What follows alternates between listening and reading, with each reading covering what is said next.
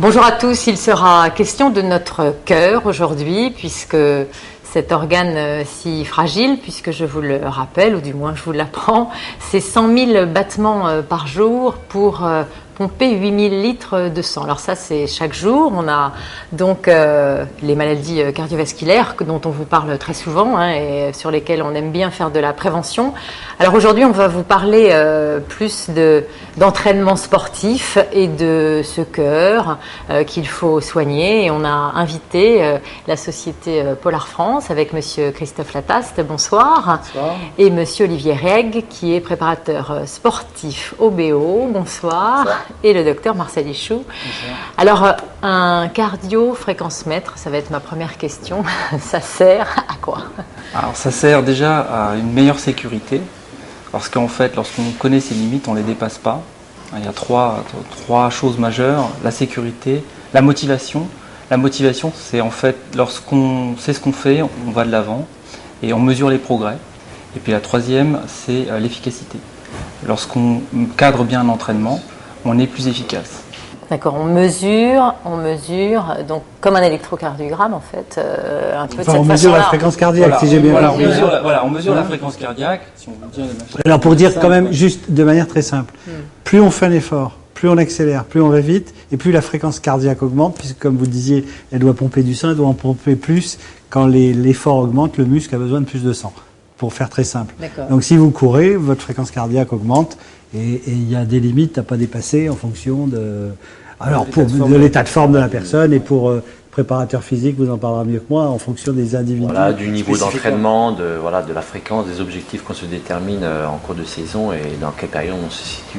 Alors par rapport à l'entraînement, une chose, puisqu'on revient souvent sur le cœur et c'est important, le cœur c'est un muscle, comme tout muscle, il s'entraîne, il se contracte, et quand vous vous entraînez, le muscle se développe.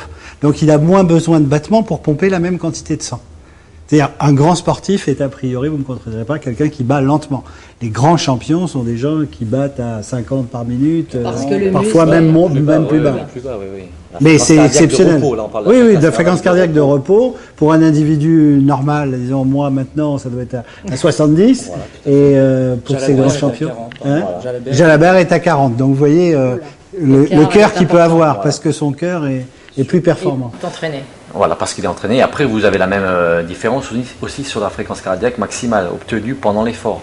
À savoir que ça peut paraître un peu contradictoire, mais plus enfin là je parle surtout sur les activités de sportives d'endurance, plus vous êtes entraîné, plus la fréquence cardiaque aura un plafond bas. C'est-à-dire on ne montera pas sur des fréquences hyper élevées. Pour l'endurance. Pour l'endurance. Et après, pour ceux qui ont des activités de sport type intermittent, comme tous les sports collectifs, là après, il y aura un jeu de fréquence cardiaque qui sera utilisé dans l'entraînement et puis dans l'activité elle-même.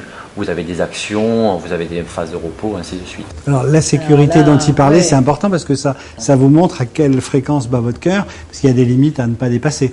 Et donc là, on peut quand même savoir si on est... Vous avez parlé de l'entraînement du sportif, mais il y a aussi monsieur Lambda ou madame Lambda qui se remet à une activité physique. En quoi, en fait, le cardiofréquence-mètre peut être utile, puisque c'est pas pour une performance, là, c'est quoi? C'est pour un contrôle? Alors en fait, une personne qui n'est pas entraînée, elle aura plus besoin d'un cardiofréquence-mètre qu'une personne entraînée. Une personne entraînée, si c'est un sportif de haut niveau, elle aura tout un encadrement autour d'elle. Alors qu'une personne qui ne s'entraîne pas, qui doit reprendre le sport, elle n'a personne pour l'entourer, et en plus, elle a une forme physique qui est moins bonne en fait. Bien sûr. Donc du coup, elle aura vraiment besoin de repères.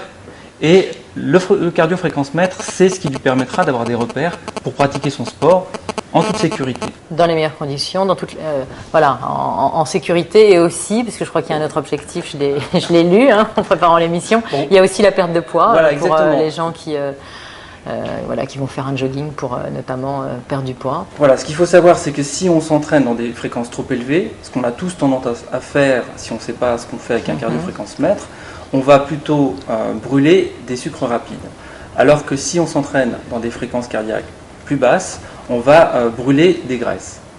Donc c'est intéressant d'avoir justement le cardiofréquence-mètre pour bien cibler sa zone cible, c'est le cas de le dire, et travailler dans la zone où on sait qu'on À va brûler les l'allure, graisses. en fait, au rythme qui convient le mieux pour perdre Voilà. du poids ou pour...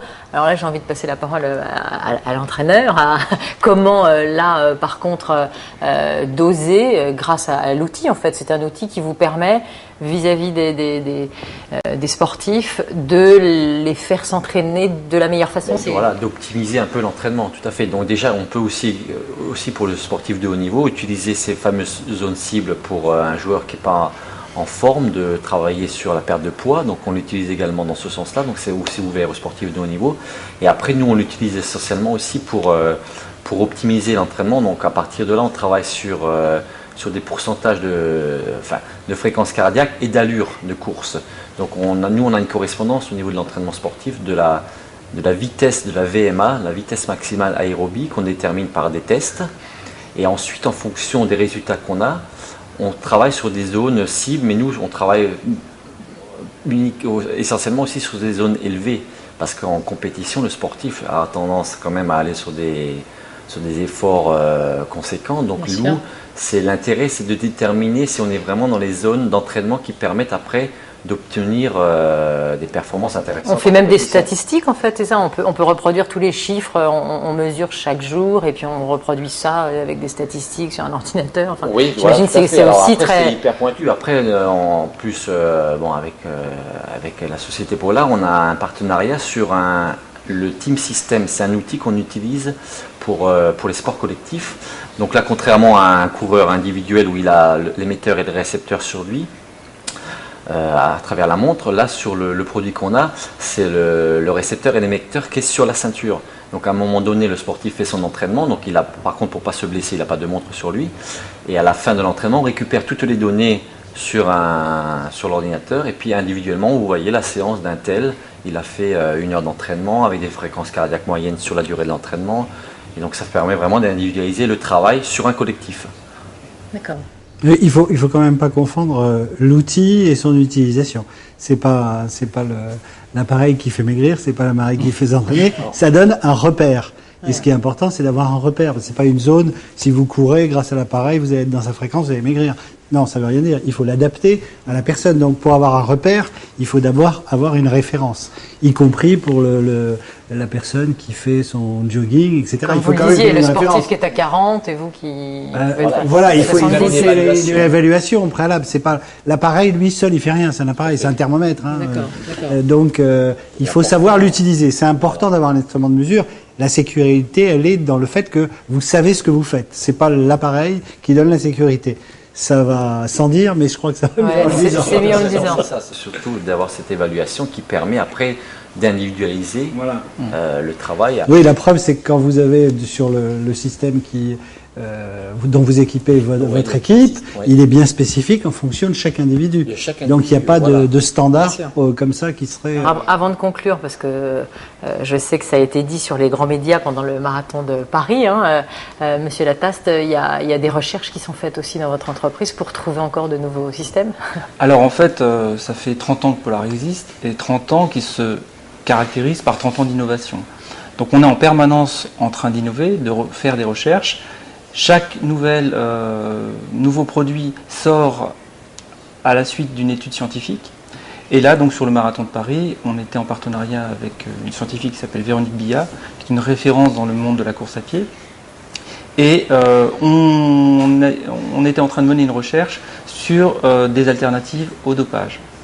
Parce qu'on a beaucoup de coureurs finalement pas professionnels qui prennent des béquilles entre guillemets pour pratiquer leur sport, notamment sur marathon, et qui finalement se retrouvent en situation de dopage sans le savoir. Et on considère que le cardio-fréquence-mètre est vraiment une alternative au dopage parce que ça permet de bien s'entraîner et d'obtenir des performances sans avoir besoin de telle ou telle béquille. Bon, je crois que ce sera une belle conclusion, nous qui sommes sur la prévention, le naturel, le pas dopage. Messieurs, merci beaucoup d'être venus et je vous retrouve très bientôt pour un nouveau numéro de Plateforme Santé. À bientôt.